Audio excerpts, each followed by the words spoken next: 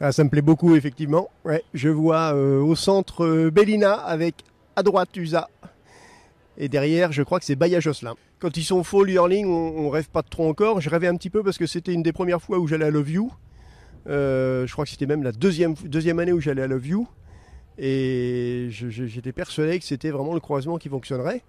C'est facile à dire après. Mais j'étais très content de ces belles petites juments. Elles étaient magnifiques. Là, on était en 2011. Et donc, à l'époque, effectivement, ça faisait 4 ans que j'avais repris les chevaux de l'élevage de mon père. Et je dois reconnaître que je ne maîtrisais pas du tout ce genre de notion. Je la maîtrise pas beaucoup plus aujourd'hui, mais j'ai quand même fait quelques progrès. J'ai grandi avec Bellina et USA. Ouais, c'est des bonnes locomotives. Ouais. Sa mère, Tessa Josselin, a été qualifiée, s'est blessée. Elle est donc rentrée au Hara à l'âge de 2 ans et demi.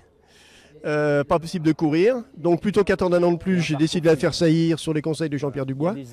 À 3 ans, je l'ai fait saillir à Love You. Et je l'ai inscrit au studbook danois. C'était important qu'elle se qualifie sur la piste. Parce que, bon, on a dit de temps en temps, oui, USA, elle a du mal à monter, faire la montée à Vincennes. C'est pas une jument de piste comme Vincennes. Enfin, bon, elle est quand même 2e du Balière, elle est 3e du Bourgogne. Non, c'est important qu'elle se qualifie sur la piste. Et puis, elle, ça peut être la bonne surprise, ça peut être le hold-up pour le prix d'Amérique, comme dit René Abichère. Mais on prépare surtout, d'une part, le prix de France. Et derrière, on a 3-4 courses importantes. Normalement, on doit aller en Suède, Norvège, Finlande. On va faire un petit peu la tournée scandinave. C'est sympa, c'est magique. C'est pour ça que je dis souvent que je privilégie, entre guillemets, le rôle de l'éleveur par rapport au propriétaire. Je me sens plus éleveur dans l'âme que propriétaire. Je ne vais pas dire que propriétaire c'est plus facile, parce qu'il faut faire le choix du cheval, il faut savoir qui on achète et tout ça. Mais en fin de compte, éleveur, on a fait le croisement, on a fait naître le poulain, on l'a confié après à l'entraînement, et où on l'a vendu. Mais c'est quand même assez fabuleux. Je vends quasiment tout. C'est-à-dire que le principe, c'est maintenant de passer tout aux ventes ou à l'amiable. Je pourrais vendre les produits de Bellina Josselin, tout à fait.